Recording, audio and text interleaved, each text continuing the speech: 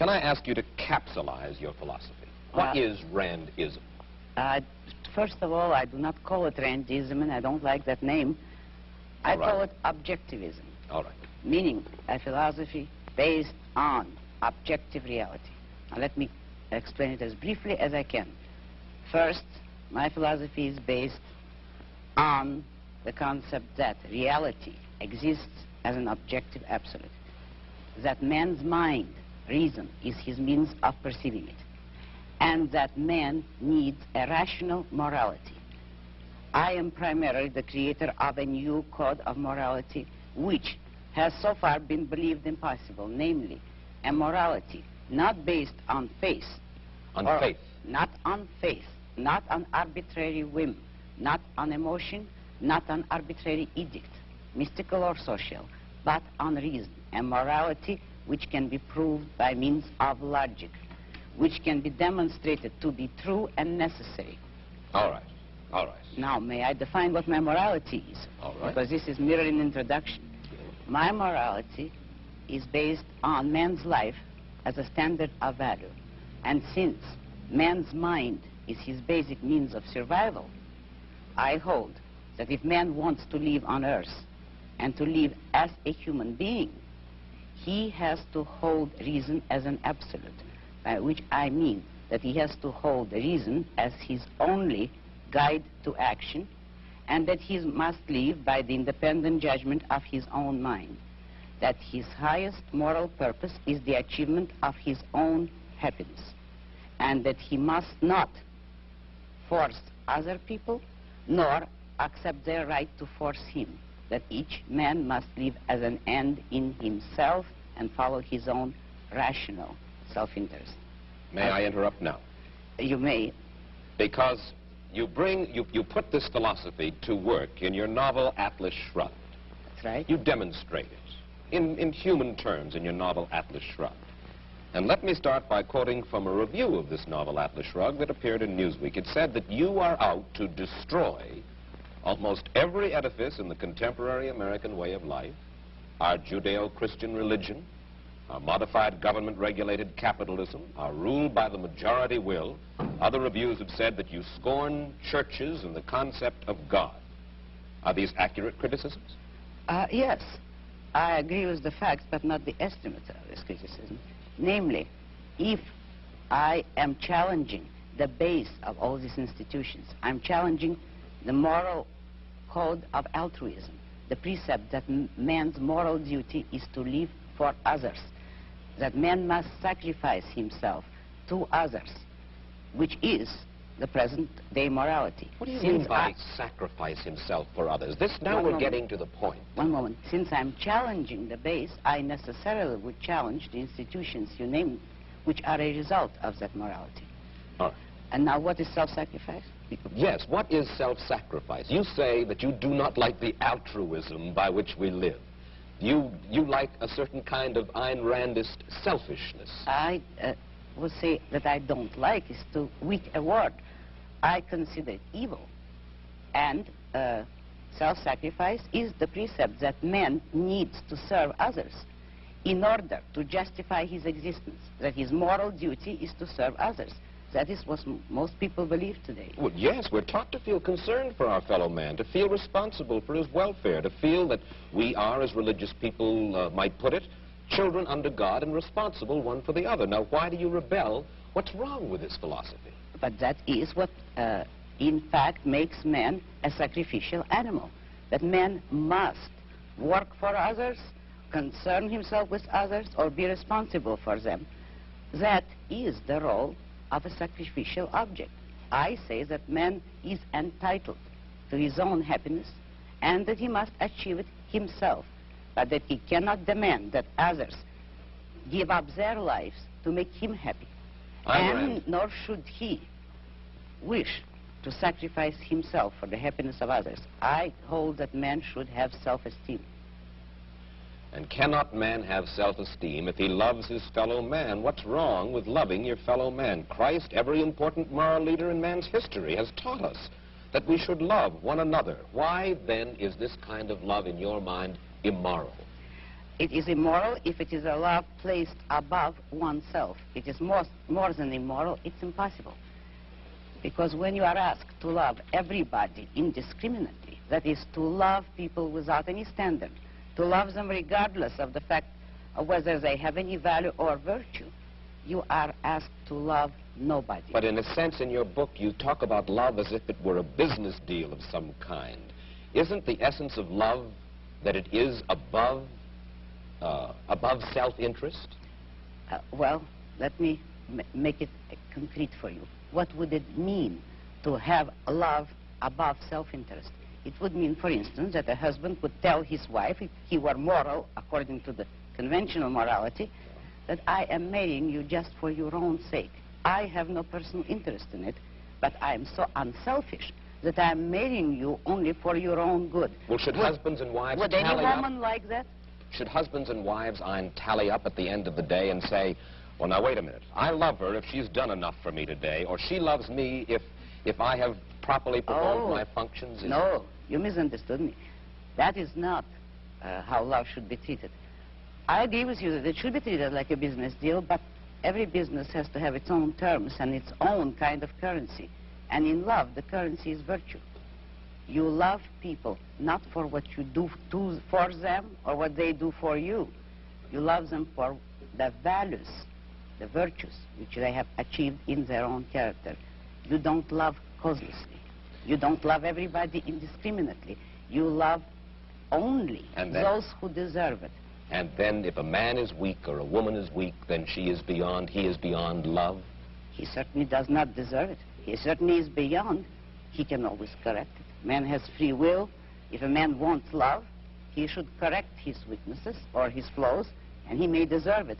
But he cannot expect the unearned, neither in love nor in money, neither in matter nor spirit. You have lived in our world, and you recognize the fallibility of human beings. There are very few of us, then, in this world, by your standards, who are worthy of love.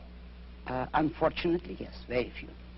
But it is open to everybody to make themselves worthy of it, and that is all that my morality offers them. If they will a way to make themselves worthy of love, although that's not the primary motive. Let's move ahead. How does your philosophy translate itself into the world of politics? Now, one of the principal achievements of this country in the past 20 years particularly, I think most people agree, is the gradual growth of social protective legislation based on the principle that we are our brother's keepers.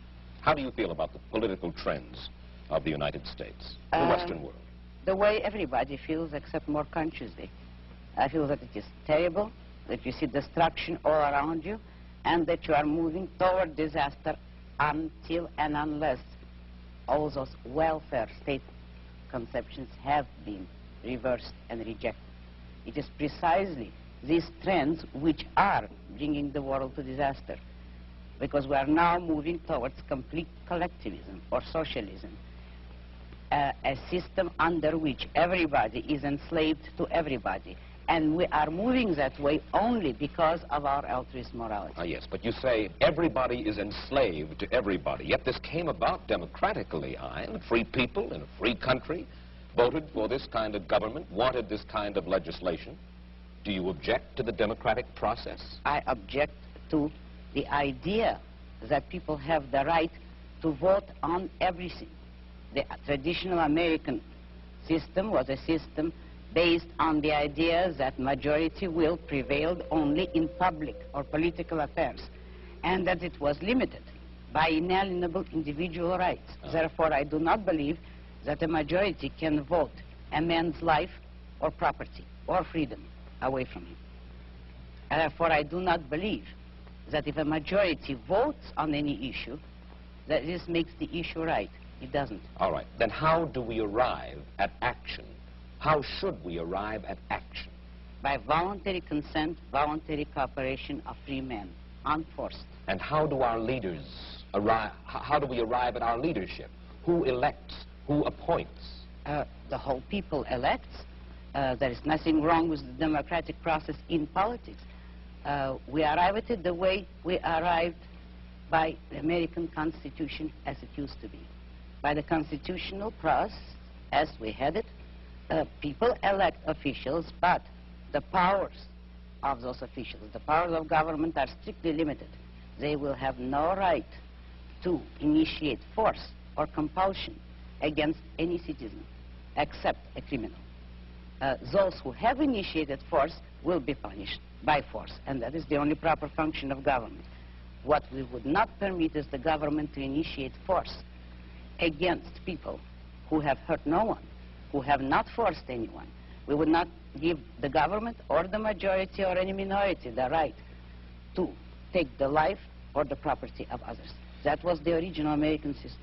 When you say take the property of others, I imagine that you're talking now about taxes. Yes, I am. And you believe that there should be no right by the government to tax.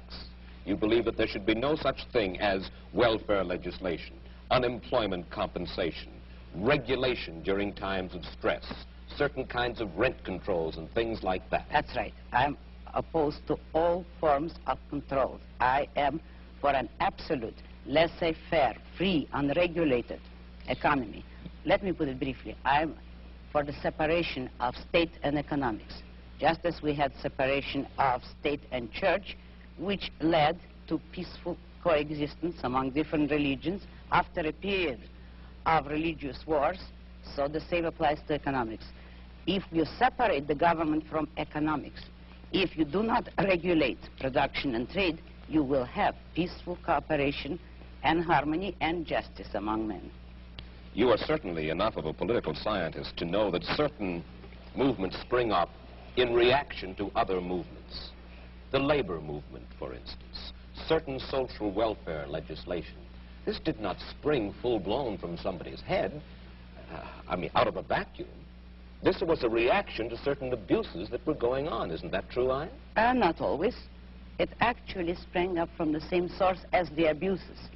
If by abuses you mean the legislation, which originally had been established to help industrialists, which was already a breach of complete free enterprise. If then, in reaction, labor leaders get together to initiate legislation to help labor, that is only acting on the same principle, namely, all parties agreeing that it is proper for the state to legislate in favor of one economic group or another. But what I'm saying is that nobody should have the right, neither employers nor employees, to use state compulsion and force. But when you advocate completely unregulated economic life in which every man works for his own profit, you are asking, in a sense, for a devil-take-the-hindmost, dog-eat-dog society, and one of the main reasons for the growth of government controls was to fight the robber barons, to fight laissez-faire, in which the very people whom you admire the most, Ayn, the hard-headed industrialists, the successful men, perverted the use of their power. Is that not true? No, it isn't. Oh. This country was made not by robber barons, but by independent men, by industrialists who succeeded on sheer ability. And having, by ability, I mean without political force, help, or compulsion. But at the same time, there were men, industrialists, who did use government power as a club to help them against competitors. They were the original collectivists. Today, the liberals believe that that same compulsion should be used against the industrialists for the sake of workers. But the basic principle there is, should there be any compulsion? And the regulations are creating robber barons. They are creating capitalists with government help, which is the worst of all economic phenomena. I think that you will agree with me when I say that you do not have a good deal of respect for the society in which you and I currently live. You think that we're going downhill fairly fast. Now, I would like you to think about this question, and you'll have a minute intermission to ponder it, and then come back and answer it. Do you predict dictatorship and economic disaster for the United States if we continue on our present course? Do you? And we'll get Ayn Rand's answer in just a moment. And now back to our story. All right, Ayn Rand, what I'd like to know is, this. Since you describe it as happening in your novel Atlas Shrugged, do you actually predict dictatorship and economic disaster for the United States? If the present collectivist trend continues, if the present anti-reason philosophy continues, yes, that is the way the country is going. But I do not believe in historical determinism, and I do not believe that people have to go that way. Men have the free will to choose and to think. If they change their thinking, we do not have to go into dictatorship. Yes, but how can you expect to reverse this trend when, as we've said, the country is run by majority rule through ballot, and that majority seems to prefer to vote for this modified welfare state? Oh, I don't believe that. You know as well as I do that the majority today has no choice. What do you mean? The majority has never been offered a choice between controls and freedom. How do you account for the fact that an almost overwhelming majority of the people who are regarded as our leading intellectuals and our leading industrialists, the men whom you seem to admire the most, the men with the muscle and the money, favor the modified capitalism that we have today? Because it is an intellectual issue. Since they all believe in collectivism, they do favor it. But the majority of the people has never been given a choice. You know that both parties today are for socialism, in effect, for controls, and there is no party. There are no voices to offer an actual pro-capitalist, let's say fair, economic freedom and individualism.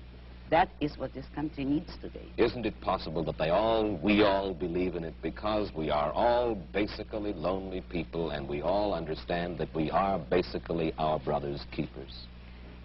You couldn't say that you really understand it because there is no way in which you could justify it. Nobody has ever given a reason why men should be their brother's keepers, and you've had every example, and you see the examples around you of men perishing by the attempt to be their brother's keepers. You have no faith in anything? Faith? Only no. In your mind? That is not faith. That is a conviction. That is not faith. That is a conviction. Yes, I have no faith at all. I only hold convictions. Who are you, Ayn Rand? When I say that, I would like to know just a little bit of your vital statistics. You have an accent which is... Russian. Russian. You were born in Russia? Yes. Came here? Oh, about 30 years ago. And whence did this philosophy of yours come? Out of my own mind, with the sole acknowledgement of a debt to Aristotle, who is the only philosopher that ever influenced me. I devised the rest of my philosophy myself. Your parents, did they die in Russia, or did they come here to the United States? No, I came here alone, and I don't know. I have no way of finding out whether they died or not. You are married? Yes. Your husband, is he an industrialist? No, he's an artist. His name is Frank O'Connor. And he, not the writer? He no, paints. not the writer. And does he live from his painting? He's just beginning to study painting. He was a designer before. Is he supported in his efforts by the state? Most certainly not. He's supported by you for the time being? No, by his own work, actually, in the past. Well, I know. By me, if necessary, but that isn't quite necessary. And there is no contradiction here, in that you help him. No, because you see, I am in love with him selfishly. It is to my own interest to help him if he ever needed it. I would not call that a sacrifice because I take selfish pleasure in it. Let me put one specific case to you. Suppose under your system of self-sufficiency, one single corporation were to get a stranglehold on a vital product or a raw material, uranium, for instance, which might be vital for the national defense, and then would refuse to sell it to the government. Then what? Under a free system, no one could acquire a monopoly on anything. If you look at economics and economic history, you will discover that all monopolies have been established with government help, with the help of franchises, subsidies, or any kind of government privileges. In free competition, no one could corner the market on a needed product. And let's say there is a deposit. History will support me. There is a deposit of uranium in Nevada. It's the only one in the United States, and that's our only access to that. And for self-defense, we need this. Whereas, let's say, in the Soviet Union, the state is able to command that. And a kind of a strange man of strange beliefs got hold of this uranium and said, I will not sell this uranium to my government.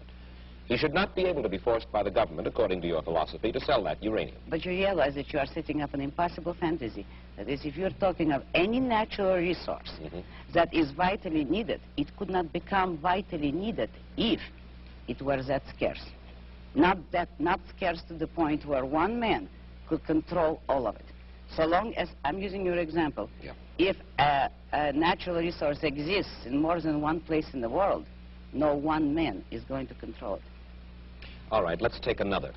How do we build roads, sanitation facilities, hospitals, schools? If the government is not permitted to force, if you will, by vote, taxation, use your word, we have to depend upon the trickle-down theory, upon the noblesse oblige, the largesse. I will answer you by asking you a question. Who pays for all those things?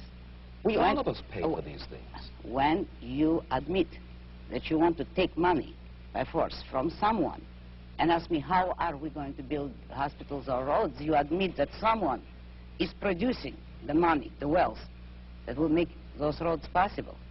Now you have no right to tell the man who produced the wealth in what way you want him to spend it. If you need his money, you can obtain it only by his voluntary consent. And you believe in the eventual goodwill of all human beings, or at least that top echelon of human beings whom you believe will give willingly. No goodwill is necessary, only self-interest. Only I believe in private roads, private post offices, private schools. When industry breaks down momentarily and there is unemployment, mass unemployment, we should not be permitted to get unemployment insurance. Social Security we do not need. We'll depend upon the self-interest of these enlightened industrialists whom you so admire to take care of things when the economy needs a little lubrication and there are millions of people out of work. Study economics. A free economy will not break down. All depressions are caused by government interference.